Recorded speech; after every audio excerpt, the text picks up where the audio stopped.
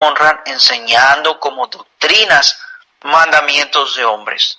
¿Qué estaba diciendo el Señor Jesucristo? Que lo que ellos pensaban que era lo correcto lo ponían más alto y más sublime que el mandamiento de Dios.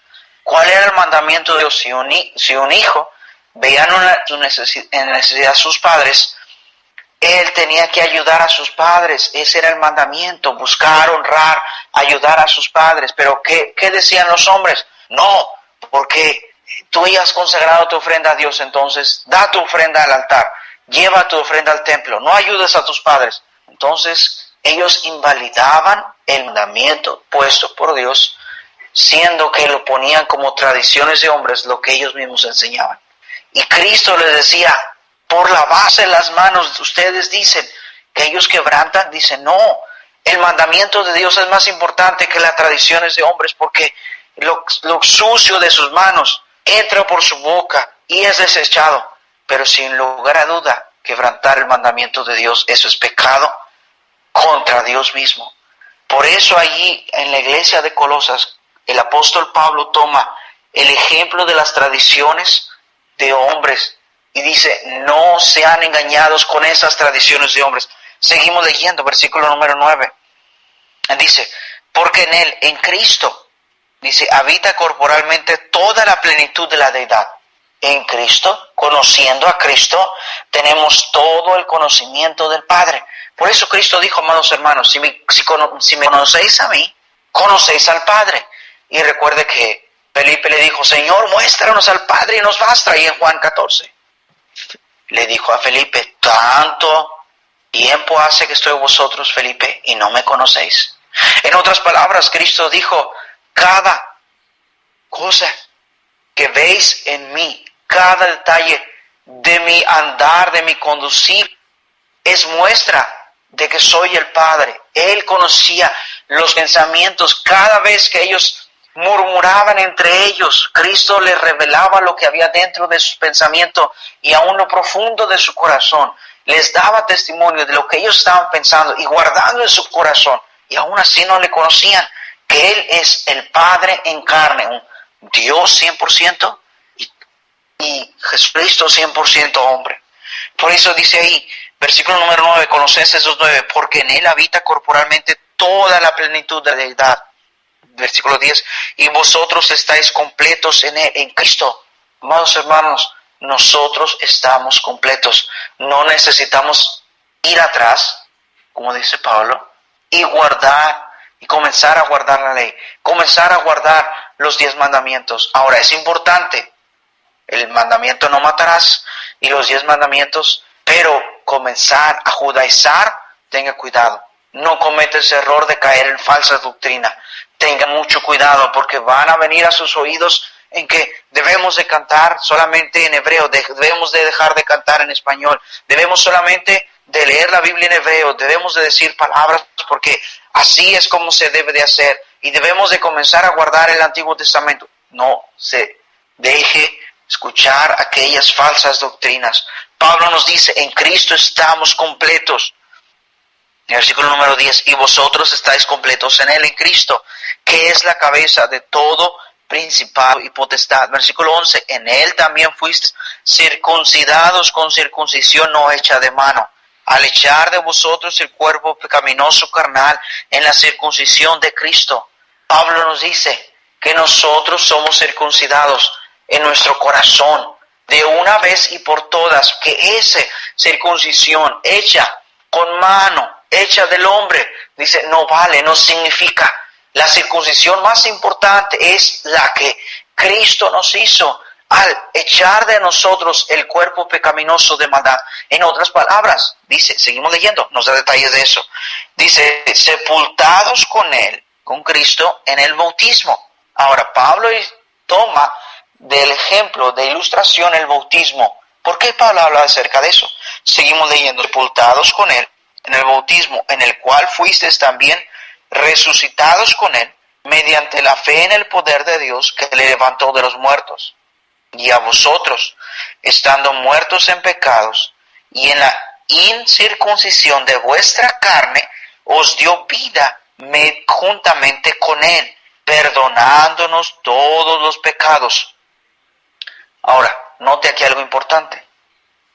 Pablo toma el bautismo para ilustrar una verdad espiritual. Cuando nosotros fuimos sepultados, debemos de morir a nuestro cuerpo, a nuestros deseos, al yo. Por eso Pablo habla acerca de morir.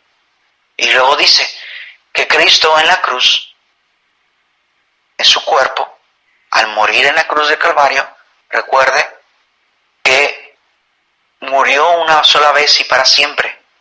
Y Él fue sepultado. Y así como nosotros en el bautismo, simbólicamente hablando, ¿verdad?, fuimos puestos en agua, y después el agua nos cubrió, fuimos cubiertos en agua, fuimos sepultados.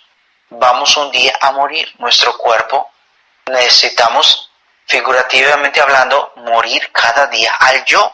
Morir cada día al yo, a esa antigua naturaleza, a eso antiguo, ¿verdad?, que nos separa Dios, a nuestro cuerpo pecaminoso de maldad, que nos aleja de tener una comunión plena con Dios. Nuestros deseos, el yo, nos aleja a Dios.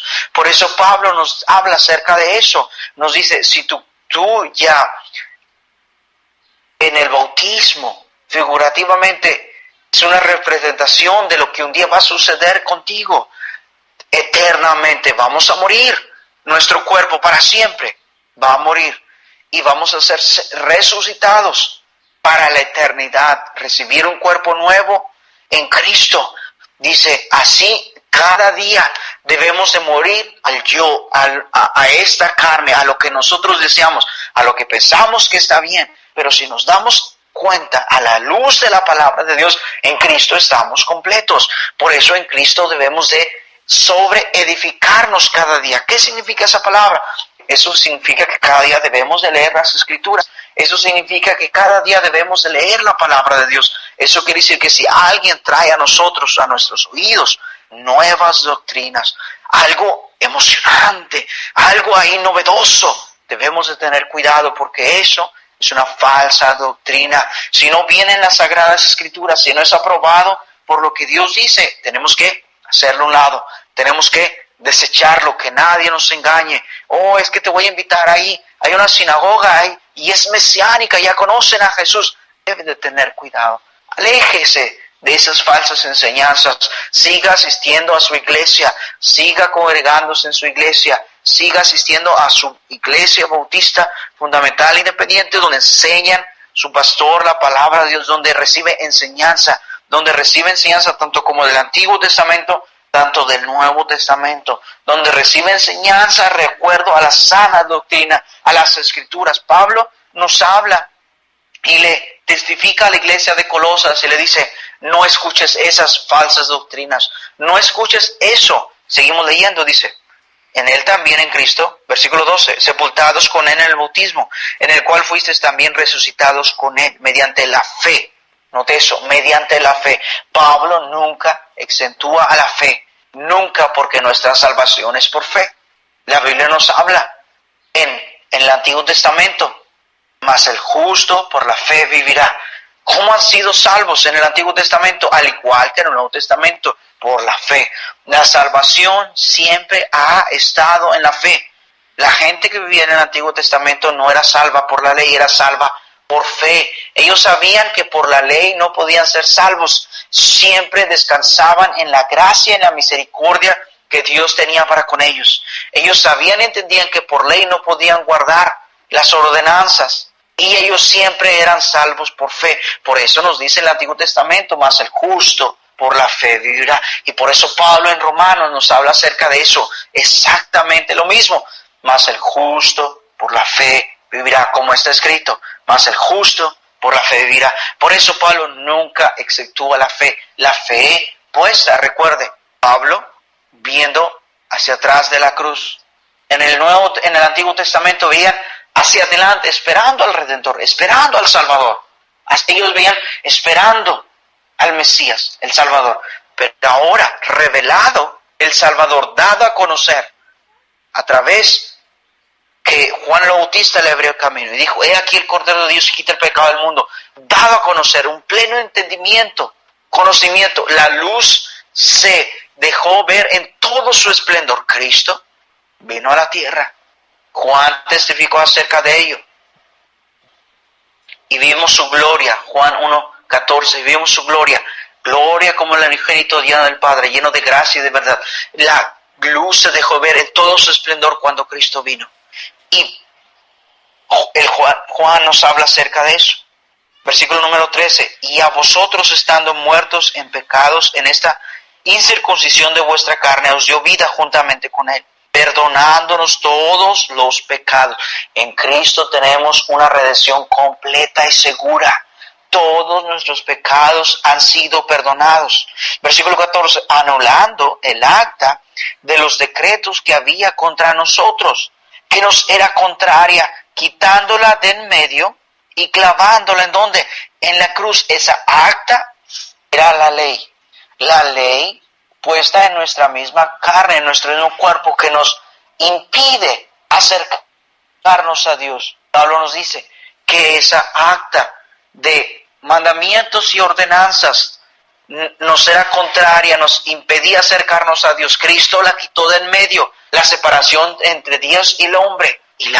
Y en la cruz, cuando fueron clavadas sus manos, sus pies, fue clavada en su cuerpo. Y muriendo Él, fue quitada de una vez y para siempre esa acta de decretos que nos impedía acercarnos a Dios. Por eso Él dijo estas palabras en la cruz del Calvario: consumado es. En otras palabras, la redención del hombre es completa. El sacrificio por la humanidad que Dios estaba guardando para que el hombre tuviera acceso a ese trono de la gracia ha sido consumado. No es necesario un sacrificio más. El sacrificio perfecto ha sido consumado de una vez y para siempre. Versículo 14, Colosenses 2:14, anulando el acta de los decretos que había contra nosotros, que nos era contraria, quitándola de en medio y clavándola en la cruz, despojando a todos los principados y potestades, los exhibió públicamente, triunfando sobre ellos en la cruz. Nuestro enemigo pensaba que tenía la victoria. Cristo muriendo, ya, es la victoria. El Salvador del mundo es muerto. Pero sin lugar a duda era la victoria más grande que Cristo nos estaba dando en la cruz del Calvario. Mucha gente piensa, bueno, es que Cristo murió y que de Él. No, espérame tantito. Él estaba dando, clavando y matando nuestro cuerpo, el yo. Porque dice la Biblia que se humilló tomando forma de hombre. Y se humilló hasta dar su propia vida y muriendo por nosotros en la cruz de Calvario. Algo que nosotros no podemos hacer. Dar nuestra propia vida. Derramar hasta la última gota de sangre. Y a propósito, nuestra sangre tiene pecado. No podríamos hacer eso. Sería imposible. Somos pecadores. Pero Cristo, derramando su sangre y dando por nosotros su sangre perfecta, sin pecado, porque Él es el único que no comete y no cometió pecado estando en la tierra. Con un cuerpo no pecaminoso, perfecto, sin pecado, se ofreció sin mancha delante de Dios en la cruz del Calvario. Y ahí, en esa cruz, clavando el acta que era contraria a nosotros, y ahora sí, dándonos una entrada libre y directa al Padre. Por eso es que en Cristo están escondidos todos los tesoros y todas las riquezas. Porque aunque pensamos que estamos muertos en Él, tenemos vida eterna en Él. Y eso es lo contrario que la gente no entiende.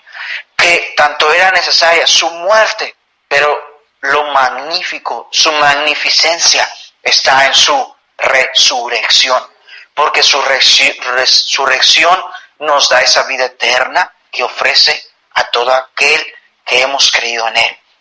Seguimos leyendo, dice, por tanto, dice ahí, nadie os juzgue en cuanto a bebida o en cuanto a días de fiesta, luna nueva o días de reposo, todo lo cual es sombra de